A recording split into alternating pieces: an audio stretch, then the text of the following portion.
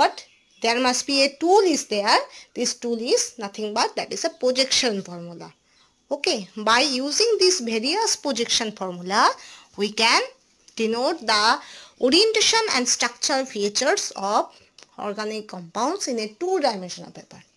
তাহলে projection formula হলো এমন একটা টুল যে টুলের সাহায্য নিয়ে আমরা 3-ডাইমেনশনাল অর্গানিক স্ট্রাকচার ওরিয়েন্টেশনগুলোকে আমরা 2-ডাইমেনশনাল পেপার অথবা ব্ল্যাকবোর্ড অথবা হোয়াইট বোর্ডে আমি দেখাতে পারি।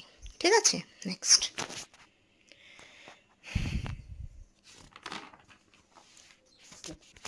So first we have to discuss the projection formula.